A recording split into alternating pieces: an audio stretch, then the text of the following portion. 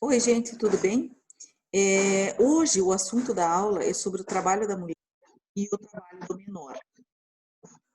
Eu trouxe para vocês esse material, salvei lá no AVA, aí vocês acompanhem a aula com o material, mas também tem a literatura a respeito, que eu peço para vocês darem uma lidinha lá na Saraiva, no Carlos Henrique Bezerra Leite e também no Sérgio Pinto Martins, tá? Que traz essa questão do trabalho da mulher junto com a nova reforma trabalhista, que trouxe várias inovações com relação a esse assunto.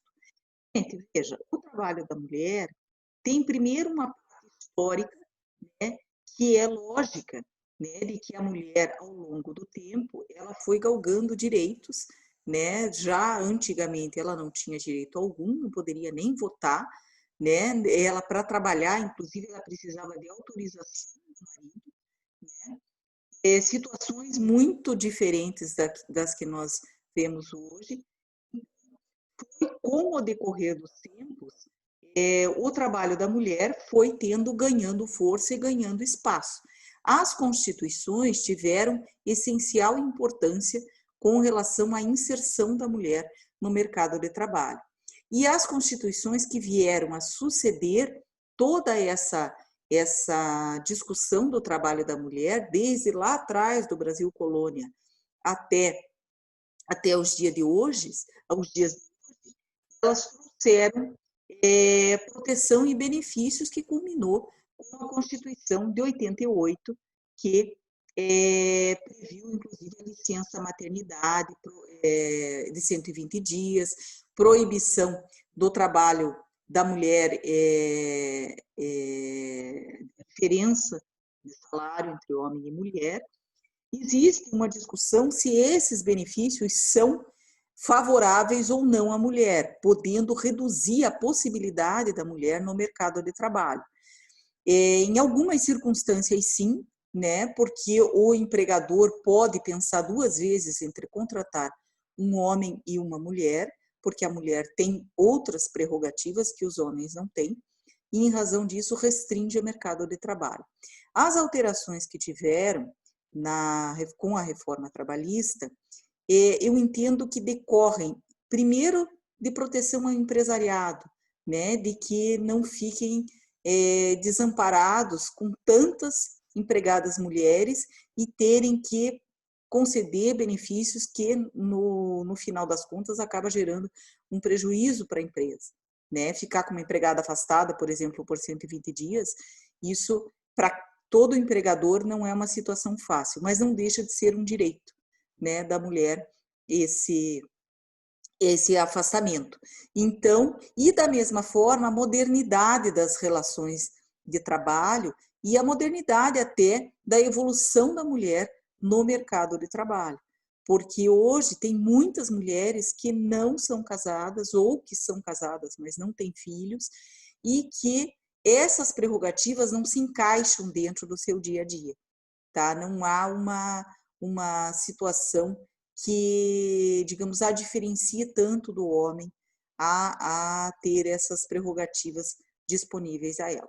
Mas a gente vai ver a razão dessa situação ocorre, a gente sabe que ocorre a discriminação do trabalho da mulher, né? Então, a mulher recebendo menos do que o homem ou deixando de ser contratada em razão de ser casada ou de ter filhos em idade escolar ou filhos pequenos, né? Porque sabe que isso vai demandar uma atenção especial da mulher e isso pode ocasionar faltas, atrasos. Então, os empregadores rechaçam o trabalho da mulher e dão preferência ao trabalho dos homens. Porém, isso está regulamentado, gente, como discriminação. A Constituição Federal não permite a discriminação e tampouco a CLT discrimina no artigo 373A da CLT, tá? As que não é permitida a discriminação por sexo, não é permitida a exigência de atestado de esterilidade, realização de revista íntima, já é uma situação que traz diferenciação no caso do trabalho da mulher. O 391 da CLT traz o caso de casamento, né, ou em estado de gravidez, que não pode haver rescisão do contrato de trabalho por esses motivos, tá? Então, esse é considerada uma dispensa discriminatória. Há limites de carregamento de peso para a mulher, em razão da sua natureza fisiológica, tá? Então, prevista no artigo 390 da CLT, que ele não pode ser superior a 20 quilos se for habitual e a 25 quilos se ele for esporádico, extraordinário. Esse carregamento de peso é um carregamento de peso físico. Agora, se for para operação de máquinas, aí ele não está compreendido. Isso está previsto no parágrafo único desse artigo 390. E quanto à duração da jornada? A duração da jornada, gente, é a mesma, tanto para homens quanto para mulheres, prevista na Constituição Federal, no artigo 7º, inciso 13, tá? Que seriam 8 horas diárias semanais. Com relação à duração da jornada, tinha uma prerrogativa, né, inserida no artigo 384 da CLT, que seria o intervalo de 15 minutos entre um labor extraordinário e outro. Por quê? Em razão da natureza higiênica do trabalho da mulher, para a mulher não ficar tão cansada, então ela teria esse direito a 15 minutos. Esse artigo, ele foi revogado pela nova lei trabalhista. Ele não está mais vigente. Porém, criou-se uma celeuma se esse artigo ele produzia o direito adquirido ou não, tá? A medida provisória 808 de 2017, ela disse o seguinte, que a aplicação seria imediata. Então, que as empregadas iriam, a partir da vigência da lei, né, não gerava direito adquirido a esse dispositivo legal. Porém, essa medida provisória não foi votada, e aí o princípio previsto no artigo 5º da Constituição Federal, que você não pode retroagir a lei em prejuízo, no caso do trabalhador, então, assim, ficou assim, até das ações movidas, né, dos contratos movidos até a égide daquela lei, ele tem direito adquirido. A partir da vigência daquela lei, as empregadas não seriam beneficiadas mais por esse artigo 384 da CLT.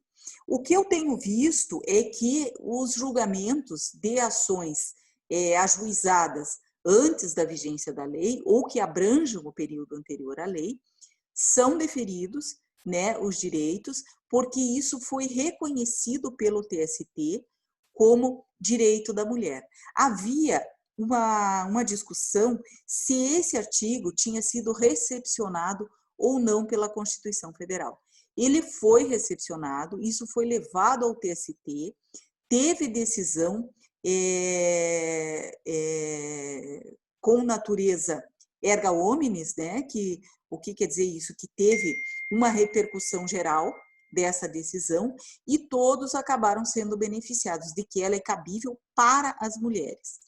No TRT, aqui do Paraná, existe uma orientação jurisprudencial, uma súmula, na verdade, número 22, que diz que somente é devido caso esse extrapolamento da jornada seja de superior a 30 minutos, pelo menos 30 minutos.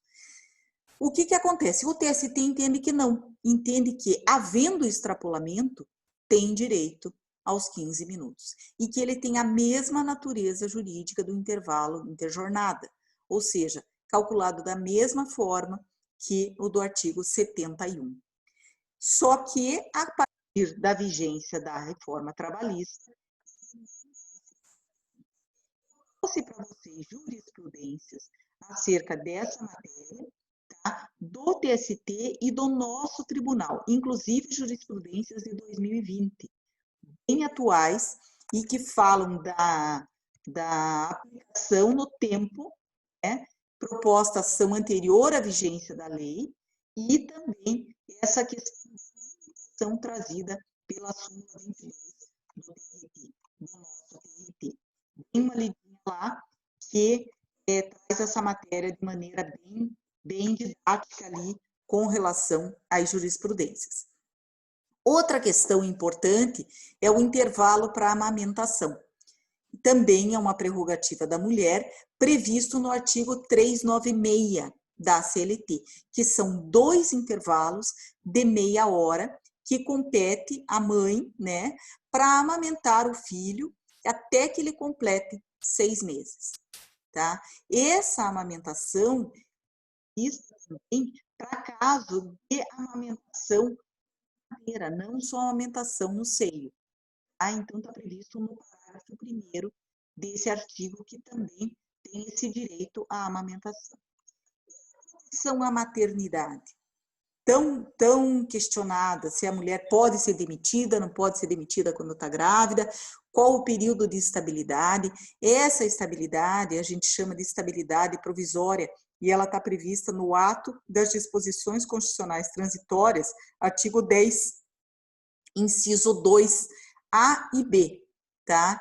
É previsto essa licença de 120 dias, que não é bem 120 dias, seriam 5 meses, que dá mais do que 120 dias, 5 meses após o parto, ou seja, do momento da confirmação da gravidez até 5 meses após o parto, tá? Não podendo o contrato de trabalho ser rescindido nesse período. Em decorrência dessa garantia, foi incluído o artigo 391A, que assegura à mulher a garantia de emprego já estabelecida pelo ato das disposições constitucionais transitórias. Antes não havia essa inserção na CLT do 392A, tá? 391, e ele foi inserido através dessa modificação. Nesse sentido, da proteção do nascituro, proteção da criança, é irrenunciável esse direito. A mãe não pode renunciar a esse direito porque ele é um direito da criança, tá? De ser acolhida nesse período, tá? Dentro da proteção à maternidade, a mulher tem direito a 120 dias de licença maternidade, sem prejuízo do emprego ou do salário. A licença começa a ser contada da data do parto ou do afastamento da mulher a partir do 28º dia o que acontecer antes. Como também fica assegurada a licença em casos de parto antecipado e adoção de criança. Lá no dispositivo, se a gente for ler certinho o que prevê o 392, ele diz o seguinte, o 392, a empregada gestante tem direito à licença maternidade de 120 dias sem prejuízo do emprego ou do salário. O parágrafo 1º diz o quê? A empregada deve, mediante atestado médico, notificar o seu empregador da data do início do afastamento do emprego, que poderá ocorrer até o 28º dia antes do parto e em decorrência desse.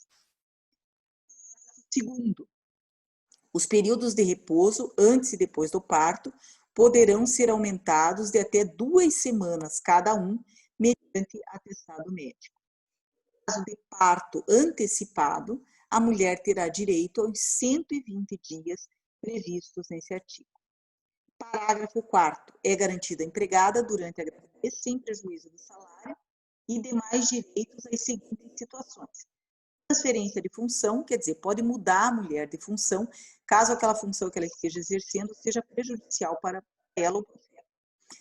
A dispensa de horário pelo tempo necessário para a realização no mínimo de 6 consultas médicas e demais exames complementares, tá?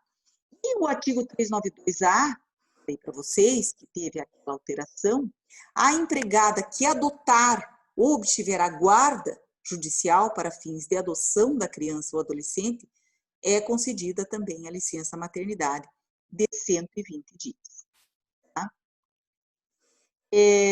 O empregado adotante, no caso, o pai, é previsto no artigo 392C, se ele tiver a guarda, ou tiver a guarda judicial, ele também tem direito a essa licença. O artigo 13, a Lei 13.301 de 2016 prevê que a licença da empregada mãe de criança acometida por sequelas neurológicas decorrentes do Aedes aegypti, tá? É de 180 dias. Há também a possibilidade do rompimento contratual, caso a mãe tenha interesse, é facultado romper, caso ela não tenha condições de trabalhar nesse período. Outro benefício, gente, seria o auxílio creche, tá? Que ele está previsto no artigo 389, parágrafo 1º e 2º da CLT, né? Que as empresas com mais de 30 empregadas mulheres e que tenham filhos, é obrigada a dar assistência, né, às mulheres que tenham filhos no período da amamentação. A exigência, ela pode ser substituída por um reembolso creche, conforme previsto numa portaria do Ministério do Trabalho.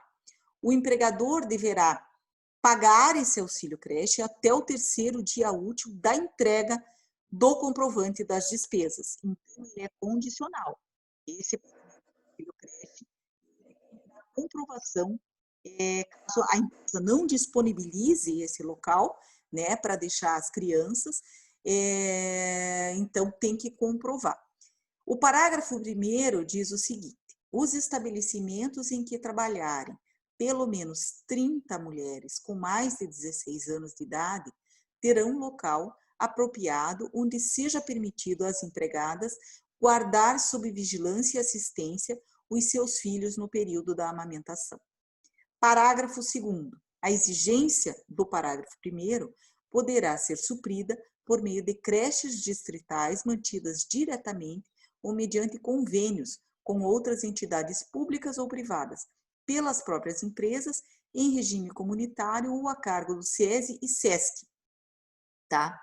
As convenções e acordos coletivos é que vão estabelecer o valor desse auxílio, tá? E também se a mãe vai ter direito ou não. Caso deixe o filho aos cuidados de uma babá, isso vai ter que ser estabelecido na convenção coletiva ou acordado conforme a empresa estipule essa situação. Pode ser através de um normativo de empresa, isso vai ser negociado. E o pai, ele pode também receber esse auxílio creche, só pode receber se os pais solteiros ou separados que têm a guarda definitiva dos filhos, tá? Então, nesse caso, é devido. Com relação à insalubridade, tem uma celeuma também grande aqui. A gente tem que separar antes da reforma e depois da reforma, tá? Então, antes da reforma, a própria Constituição Federal e a CLT diziam que era indevido o labor da gestante e da lactante em condições insalubres, independentemente do grau de insalubridade ou não. Encontrei isso na internet sobre de insalubridade ou não dessa situação, tá? Com a reforma trabalhista, houve uma modificação do artigo 394-A, que ficou assim: a empregada gestante ou lactante será afastada, enquanto durar a gestação, de quaisquer atividades, operações ou locais insalubres, devendo exercer as suas atividades em local salubre. Essa era a redação antiga, tá? Mas a Lei 13.467, de 2017, contrariou esse dispositivo e trouxe a possibilidade de labor em condições insalubres por grávidas e lactantes nas atividades tipificadas em grau mínimo e médio. Excluiu-se, portanto, apenas as atividades insalubres em grau máximo. A referida norma considerou igualmente a possibilidade de afastamento da empregada nos casos em que houver atestado de saúde emitido pelo médico de confiança da mulher que recomende seu afastamento. Então, sim, sem prejuízo de sua remuneração, incluído o valor do adicional de insalubridade, a empregada deverá ser afastada de atividades consideradas insalubres em grau máximo, enquanto durar a gestação, atividades consideradas insalubres em grau médio ou mínimo, quando apresentar atestado de saúde emitido por médico de confiança da mulher, que recomende o afastamento durante a gestação. E atividades consideradas insalubres em qualquer grau, quando apresentar atestado de saúde emitido por médico de confiança da mulher, que recomende o afastamento durante a lactação. Então, veja, deixou encargo tanto do médico quanto da mulher comprovado que ela não poderia trabalhar em situação de insalubridade. Em razão dessa situação, já foi despertado dentro do ramo jurídico a necessidade de se declarar a inconstitucionalidade desse artigo, tá? Até pela própria condição de proteção ao trabalho da mulher e da gestante. Paralelamente a isso, foi editada a medida provisória 808 de 2017, que trouxe uma alteração nesse dispositivo legal. Só que essa alteração, ela só se referiu apenas à questão do pagamento do adicional. Ela excluiu a possibilidade do pagamento do adicional. Determinava essa medida provisória o afastamento da trabalhadora grávida das atividades insalubres, excluindo o grau máximo, tá?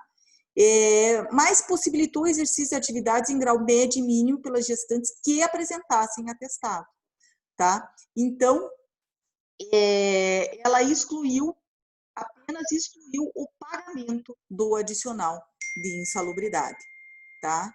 E ficou assim o texto: a empregada gestante será afastada enquanto durar a gestação de quaisquer atividades, operações ou locais insalubres e exercerá suas atividades em lugar salubre, excluído, nesse caso, o pagamento do adicional.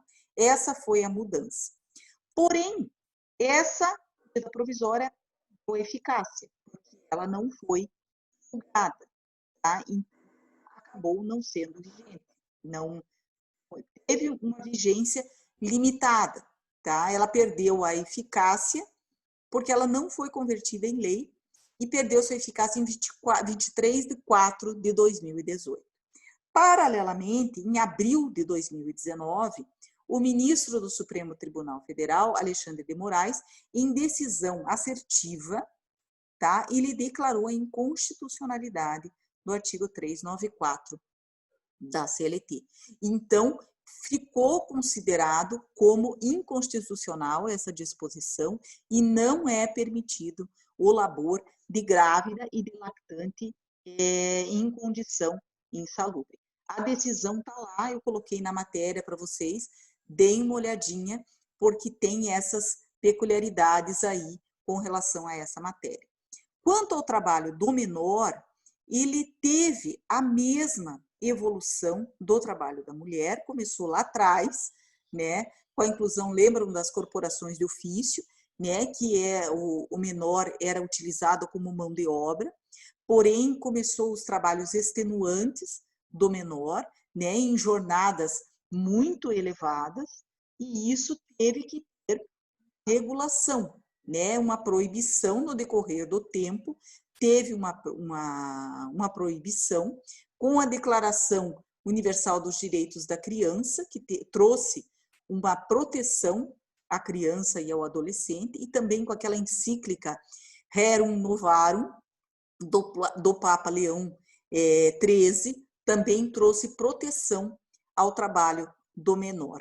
Depois de toda uma evolução histórica, inclusive a CLT, né, que separou um capítulo específico para o trabalho do menor, e após veio a Constituição de 88, que trouxe medidas protetivas ao trabalho do menor, proibição ao trabalho dos menores de 16 anos, com exceção da condição de aprendiz, a partir dos 14, e a proibição do trabalho noturno, insalubre e perigoso para os menores de 18.